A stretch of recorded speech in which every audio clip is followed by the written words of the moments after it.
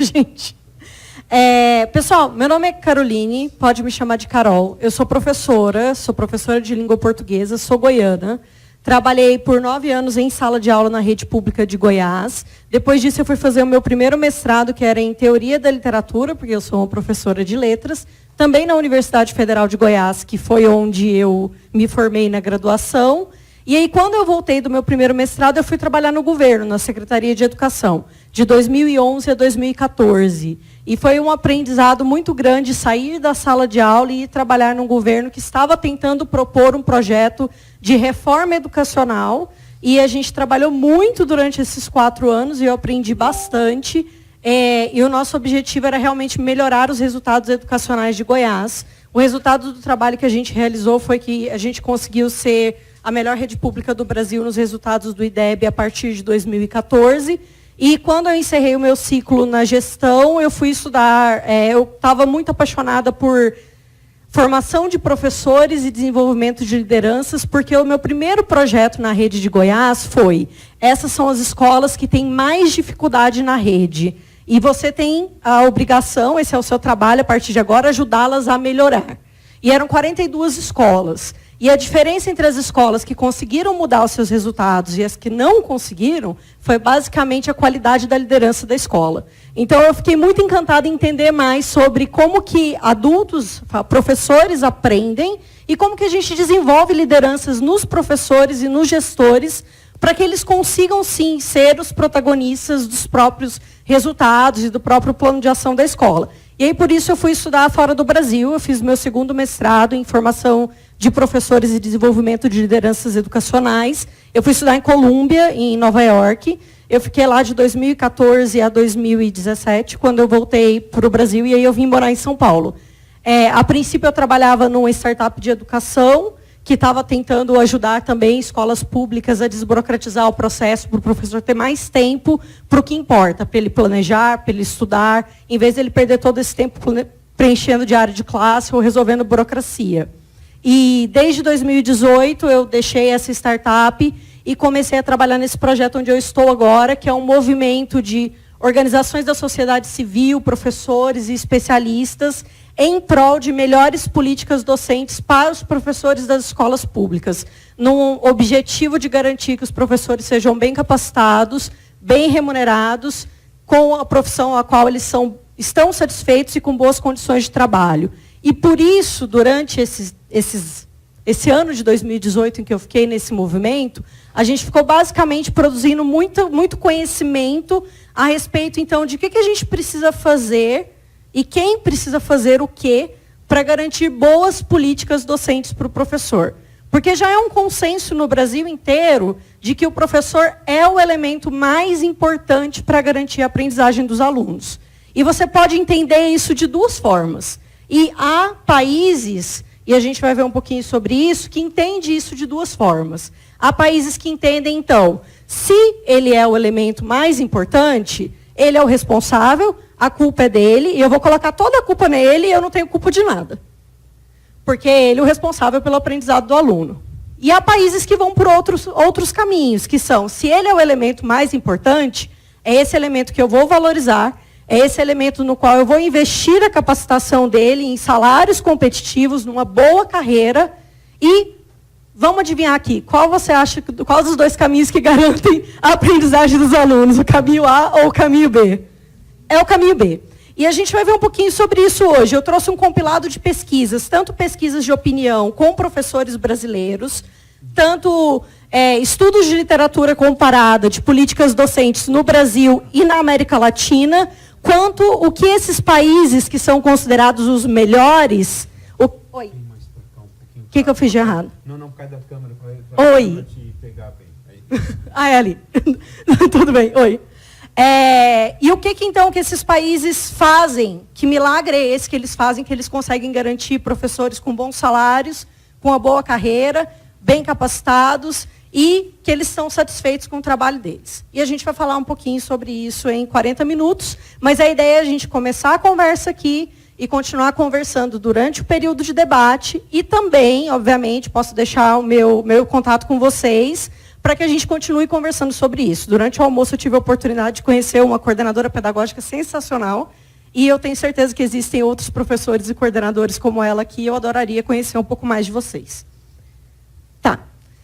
Como eu havia falado, existe já esse consenso mundial de que o professor, ele é dos fatores que influenciam a aprendizagem dos alunos. Obviamente, existem os fatores extraescolares, aos quais a gente, educadores, não tem muito controle, como, por exemplo, os fatores de vulnerabilidade social e por aí vai. Mas, dentre os fatores intraescolares, o que é mais importante é o professor. E aí, obviamente, tem duas abordagens para isso, como eu disse. Ou você faz, já que ele é o mais importante, eu vou colocar toda a culpa nele. Se ele não der conta, eu mando ele embora, trago outro, coloco no lugar que não vai dar conta, obviamente, porque não tem milagre. Mas eu chamo carinhosamente isso do modelo máquina de salsicha, que é você tratar o professor não como um sujeito competente e capaz de realizar o seu trabalho, mas sim como, se não dá certo, eu tiro e coloco outro, como se fosse um chip de computador. E uma outra abordagem, que é essa abordagem a qual eu defendo e sobre a qual a gente vai falar um pouquinho mais, é a de estruturar, então, uma boa carreira para esse professor. E, a partir dessa carreira bem estruturada, você consegue garantir que não são só os heróis ou os que não têm opção que estão buscando a carreira, mas sim todo mundo quer ser professor, porque é uma carreira atrativa e todo mundo, enfim, todo mundo quer seguir essa carreira. Esse aqui nem é tão relevante, mas, enfim. Apesar da importância do professor, no Brasil, o ano passado a gente fez essa pesquisa em parceria com a Fundação Itaú Social. Só para esclarecer de novo, apesar de estar a Caroline Tavares e Itaú Social, eu não trabalho no Itaú Social. Mas estamos aí, Patrícia, se quiser meu currículo. Mas a gente fez essa pesquisa com o IBOP, em parceria com a Fundação Itaú Social, em que foram entrevistados 2.160 professores do Brasil inteiro, com relevância estatística. E a gente vai ver bastante dessa pesquisa aqui, e não sei se vocês viram quando ela saiu na mídia o ano passado também. Mas essa pergunta específica ela é bem interessante, porque ela diz assim, de 0 a 10, qual é a possibilidade de você indicar a sua profissão para um jovem? 49% dos professores disseram que jamais indicariam a sua profissão para ninguém. E a gente está falando aqui do ator, do elemento mais importante para a aprendizagem dos alunos. Quais são os motivos, então, que eles falam que eles não indicariam a sua profissão para alguém? Eles falam que a sua carreira é desvalorizada, e depois eu posso mandar o link da pesquisa inteira para quem quiser ver, tá bom? Eles falam que eles são mal remunerados, né? Eu também sou professora, eu falaria as mesmas coisas. Sobre problemas de rotina desgastante, que acho que de manhã falaram bastante sobre o burnout, que a profissão docente realmente gera. A falta de infraestrutura e de recursos, a falta de base familiar do aluno que vem para a escola, a falta de interesse do aluno e a má qualidade do ensino de um modo geral, infraestrutura, gestão e tudo mais.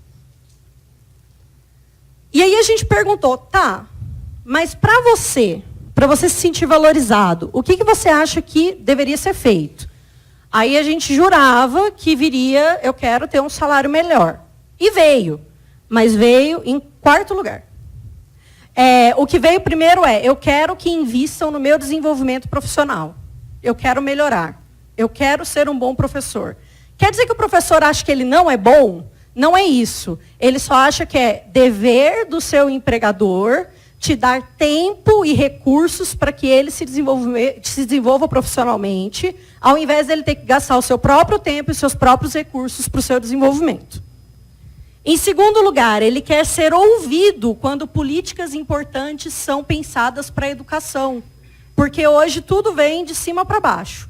E mais na frente na pesquisa, eles ainda falam que eles não confiam nos governantes, porque o projeto muda à luz da mudança de governo e eles não têm segurança de que um projeto que vale a pena será continuado e nem que um projeto que não vale a pena será descontinuado. Ele não confia que o governo tem essa capacidade. Então, ele quer ser ouvido quando essas políticas são propostas, porque ele sabe do que os seus alunos precisam e eles sabem do que a rede precisa. Em terceiro lugar, ele gostaria que a sociedade o visse como um profissional capaz, competente e que está realizando um bom trabalho. E aí, em quarto lugar, ele queria melhores salários. Então, o salário vem sim, ele é importante, mas ele não vem em primeiro lugar. Tem outras coisas, e você vê o valor que o professor dá para a própria carreira, de que o salário é importante, mas mais do que isso, ele quer se desenvolver mais ainda para ser o melhor professor, para melhorar o aprendizado dos seus alunos. E aí tem essa pesquisa que foi feita por um livrinho muito legal que eu posso passar para vocês também. Ele só tem online, mas eu mando o PDF caso vocês queiram. Que é um estudo de literatura comparada realizada pelo BID, em que eles comparam políticas de educação no Brasil e em outros países da América Latina. E aí, com base nesse estudo, eles trazem assim, mas o que os jovens falam que para eles seria importante para eles escolherem a docência? Então, ele diz que é uma motivação intrínseca, ou seja, se ele tiver esse interesse de ensinar pessoas e de melhorar a educação, ele escolheria essa carreira por esse motivo. Se a profissão docente tiver um prestígio na sociedade, ele escolheria essa profissão porque ele quer estar entre os melhores. Salário e bônus, então o salário inicial competitivo com as outras profissões, pessoa graduada no ensino superior, quer ganhar um salário semelhante a outras pessoas graduadas no ensino superior, e a gente vai ver um pouquinho mais para frente que isso não acontece, não é só no Brasil, mas quase no mundo inteiro. A diferença entre o salário do professor e o salário de outras pessoas com o mesmo nível de graduação tem um buraco entre um e outro de 52% mais ou menos. Estou chutando agora, mas eu acho que é isso, a gente vai ver o dado um pouquinho para frente. Não é para sair chorando, tá? O diagnóstico é triste, mas é para a gente conversar e tentar achar soluções. Que senão o povo vai sair daqui super deprimido e eu vou ser a culpada. Ainda mais porque é a última fala da tarde. As oportunidades de crescimento profissional para eles são importantes também e as condições de trabalho. Tá. No caso brasileiro, nessa mesma pesquisa em que entrevistamos 2.160 professores, a gente vê que a maioria dos fatores que eles trazem para ter escolhido a profissão são de motivação intrínseca. Porque a maioria isso só deixa claro que não é porque a carreira é linda que as pessoas estão escolhendo a profissão. Então, tem dois fatores. Os fatores de estou escolhendo a profissão docente porque eu tenho prazer em ensinar, em transmitir conhecimento, porque eu acho que eu vou mudar o mundo e por aí vai. E alguns fatores ligados à falta de escolha. Eu escolhi a profissão docente porque é o que paga melhor na minha região, ou uma das poucas profissões que tem vaga na minha região, ou porque era o único curso superior da minha cidade. E eu sou de Goiás, né? Isso acontece muito em Goiás. Em muitas cidades do interior tem pouquíssimas opções de cursos e muitas pessoas vão para a docência. Eu já ouvi isso de professores que queria fazer psicologia, mas só tinha matemática, então eu fiz matemática. E aí virei professora de matemática. Então, tem esses dois fatores. Ou eu vou para a docência porque eu sou intrinsecamente motivada a isso, ou por falta de opção mesmo. E aí, aquela opinião de professores, mas no Todos pela Educação, eles também fizeram uma pesquisa com jovens entre 15 e 17 anos em 2017. E uma das perguntas foi, você algum dia pensou em ser professor? E aí teve 22, porque alguns falaram não, jamais. Uns 13% falou sim, inclusive é o que eu estou fazendo agora, estou estudando para ser professor. Mas uns 22% disseram, pensei, mas desisti. E aí a gente fez uma segunda pergunta para esse pessoal. Então, você que pensou e que desistiu por quê? E aí ele fala que ele desistiu porque as condições de trabalho são inadequadas, porque os salários são baixos e porque tem baixo prestígio da profissão. E aqui está bem resumido, mas como era uma pergunta aberta, alguns falaram, eu como aluno não respeito o meu professor. Então eu não quero ser professor, porque eu não vou ser respeitado pelos alunos. Então, bem, não é para chorar, tá, gente? Vamos tentar ser mais otimista no final. Sim, e tudo isso a gente está pensando na atratividade da carreira, né? Que é esses jovens que a gente está querendo atrair para ser professor. Afinal de contas, há vários estudos dizendo que nos próximos 2 anos, os 47% dos professores estarão aposentando. E a gente precisa trazer mais professor para a carreira, senão não vai ter quem ensina os alunos. É isso, não é? Eu estou chutando aqui, mas eu não tenho de cabeça, não. Sim, é verdade. Agora tem a reforma da Previdência. Não vamos falar sobre isso agora. A gente já está falando sobre a carreira, está precarizada e mal desenhada. A gente vai colocar mais uma camada de complexidade nessa conversa. Vou tentar contar umas piadas aí para deixar mais feliz. Então, no Brasil e em muitos lugares do mundo, são poucos os que desejam ser professores. Mas tem algumas exceções. E aqui tem alguns países em que, sim, a atratividade é alta. Entre, por exemplo, quem quer ser engenheiro e quem quer ser professor. O engenheiro é o verde, o professor é o azulzinho. E aí o laranjinha é a diferença entre um e outro. Poucos querem, mas muitos entram. Por exemplo, no Brasil, muitas pessoas entram na carreira, como eu disse, por eliminação e não por vontade. O curso de pedagogia é um dos cursos mais procurados do Brasil, porque tem muita oferta. Então, está muito procurado porque todo mundo quer ser professor de educação infantil ou coordenador pedagógico. Não, é porque tem muita oferta, tem muito curso à noite, tem muito curso EAD, é um curso fácil de conseguir pagar, enfim. E o problema é esse, porque muitos entram, é um dos cursos mais procurados do Brasil. A cada 100 alunos de pedagogia, 51 desistem no meio do processo. Dos que se formam, menos da metade decide ir para a escola, para trabalhar como professor. Então, muitos entram, mas se sair e resolver ir para dar aula é uma outra história. E aí, falando de pedagogia, quando a gente olha as licenciaturas específicas, aí é outra história. E realmente tem áreas em que estão faltando professores. Enfim. E ainda, para complicar, então, a nossa situação, lembra dos 49% que não indicariam a sua carreira para um jovem de jeito nenhum, né? A Varkey Foundation também fez uma pesquisa com o Brasil e com outros 35 países, eu acho. E aí eles fazem um index, que é um conjunto que mostra o prestígio da profissão docente naquele país. Adivinha onde o Brasil está? Está em último. Junto com Israel. Desde a última pesquisa. Então, nesse sentido de que não há um prestígio associado à profissão pela visão da sociedade.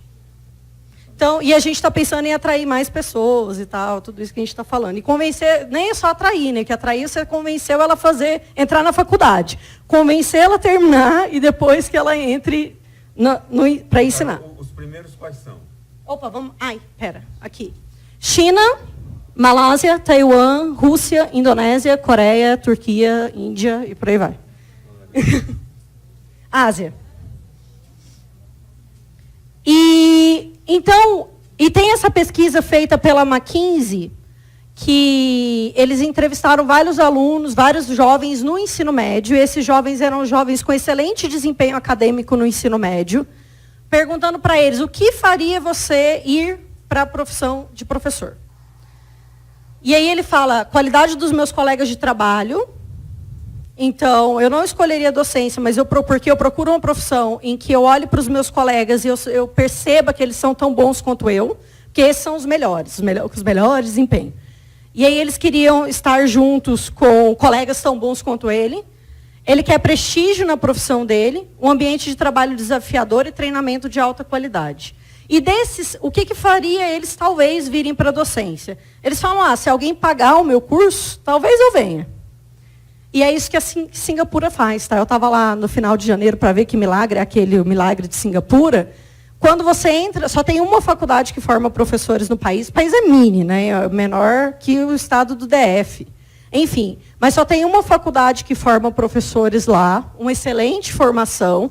E esses alunos são muito bem selecionados e eles já são selecionados pelo governo. Então, quando eles entram no programa de graduação, eles já estão empregados pelo governo como professores. Eles ganham durante toda a graduação para fazer com salário de professor e aí depois eles já são alocados numa escola. Os melhores são alocados nas escolas que mais precisam.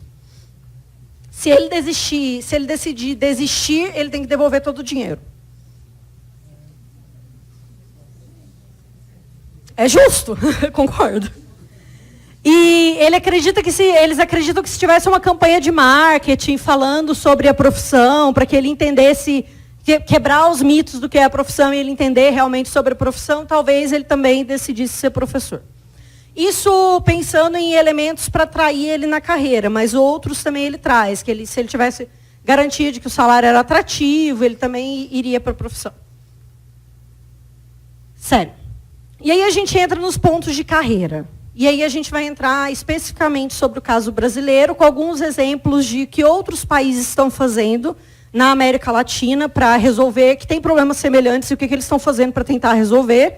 Não quer dizer que possa ser replicado, mas é só para a gente oxigenar o cérebro, não ficar só pensando em dado ruim.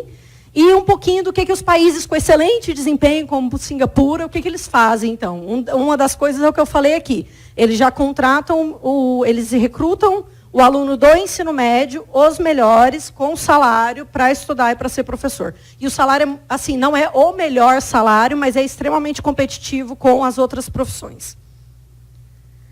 Sobre remuneração e planos de carreira no Brasil, então. Os planos de carreira, no geral, estruturam-se de modo a ofertar vencimentos iniciais baixos, carreira longa e pressão fiscal nos entes federados.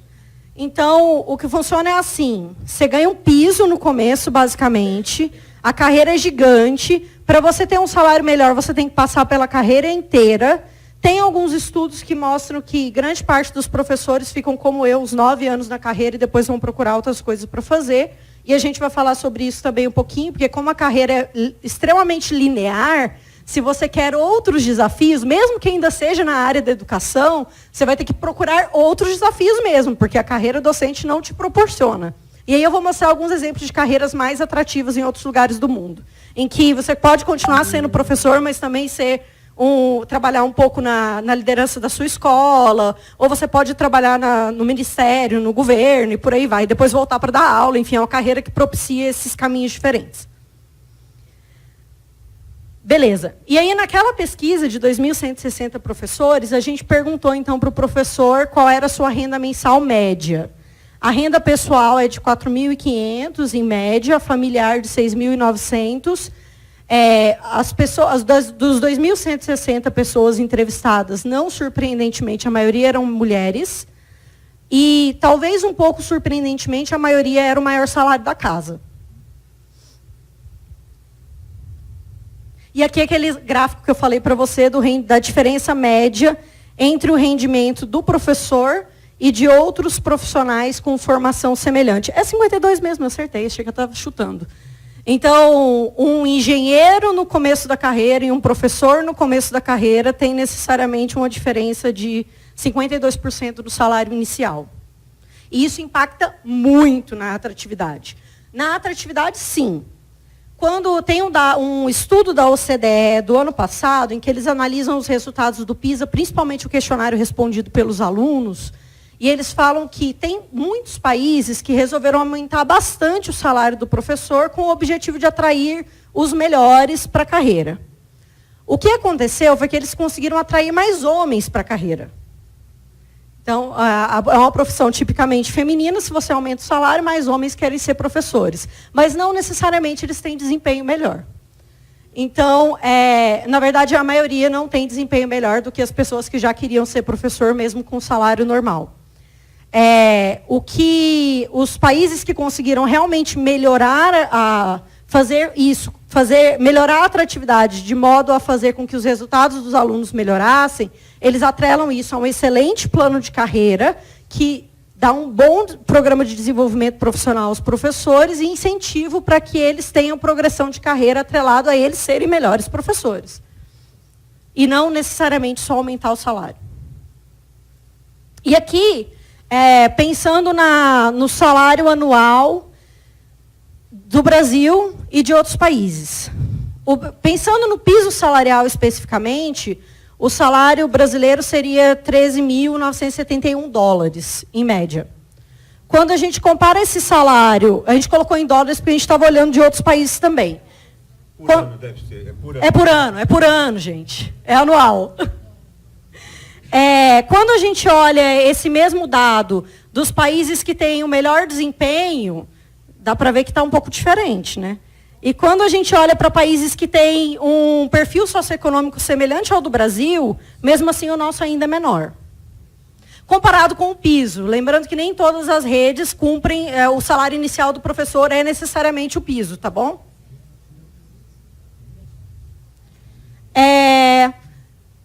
E aí voltando para aquela ideia do plano de carreira, de que o plano de carreira brasileiro, em sua maioria, cada rede tem o seu próprio plano, mas em sua maioria eles não... É uma estrutura extremamente linear, em que eles não consideram a melhoria do professor enquanto professor como critério para progressão de carreira.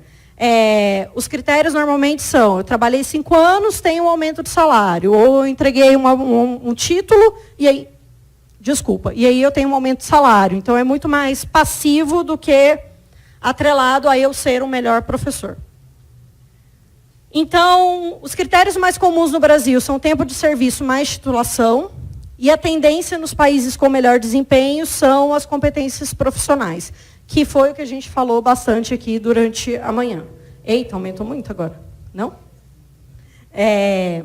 Aqui é um exemplo da matriz de competências chilenas que eles usam para desenhar a carreira do professor. Eu vou trazer, a próxima vai ser mais fácil de ver. É da Austrália e eu traduzi, então o outro estava em espanhol, esse está em português, vai estar mais fácil. E esse é um exemplo da matriz de competências australiana. E ela mede desde o que você espera de um professor graduado, o que você espera de um professor proficiente, o que você espera de um professor altamente competente e o que você espera de um professor líder. Isso é só um dos referentes, que é o referente de desenvolvimento físico, social e características dos estudantes.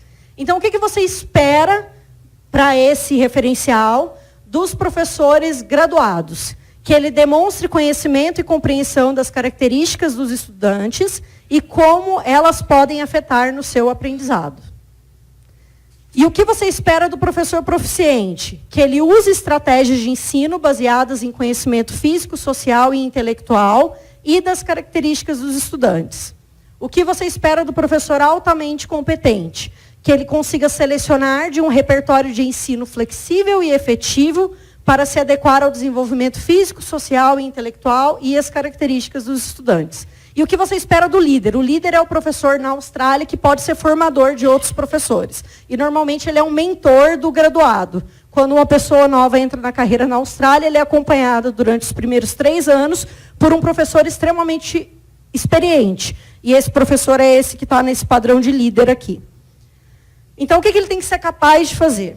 Ele tem que ser capaz de liderar os colegas para selecionar e desenvolver estratégias de ensino para melhorar o aprendizado dos estudantes, usando o conhecimento do desenvolvimento físico, social e intelectual e características dos estudantes. Isso é só um exemplo de referencial, se eu não me engano, são quase 53 dessas linhazinhas. Eu tenho ele inteiro traduzido, se alguém quiser ver, é só me pedir que eu mando também. Deixa eu só tomar mais um pouco d'água. Então, a carreira inteira da Austrália é desenhada nisso. Os programas de formação de professores, eles eles querem formar os professores para que eles sejam capazes de fazer isso.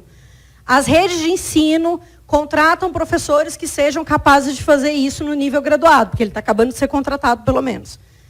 E ele tem uma progressão de carreira à medida que ele desenvolve essas coisas. E como ele é acompanhado por um professor líder, eles se ajudam para que ele se desenvolva ao longo do processo.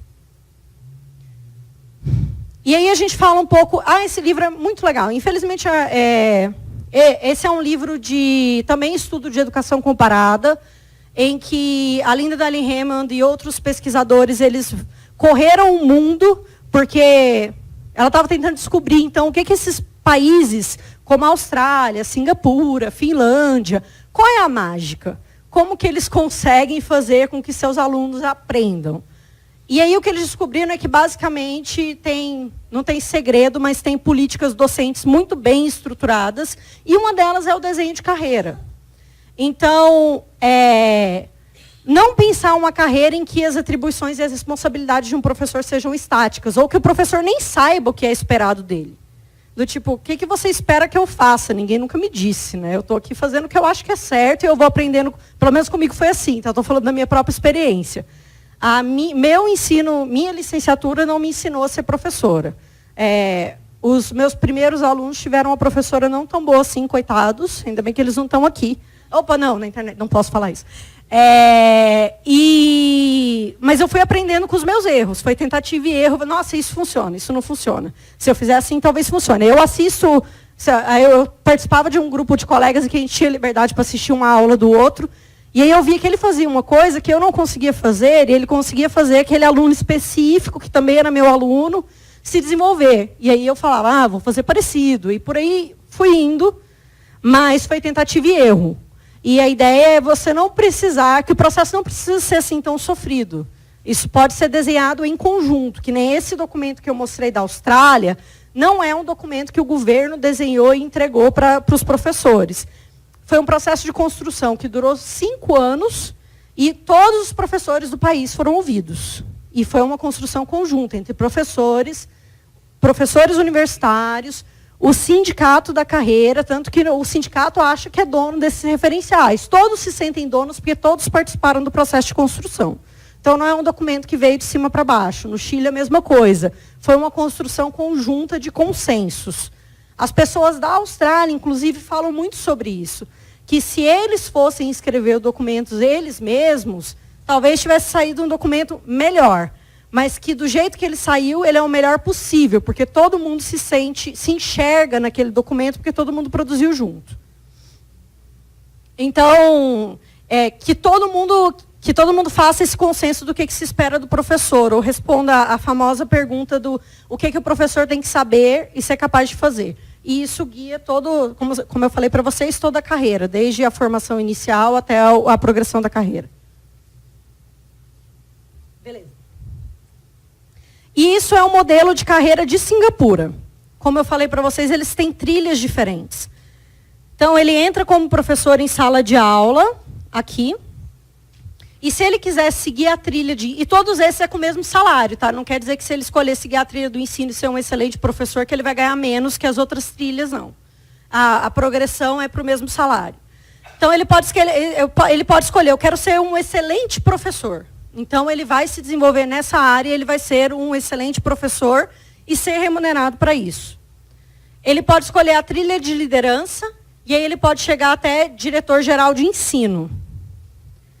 E ele pode escolher a trilha de especialista, e aí ele vira um formador de professores, à medida que ele vai avançando na carreira.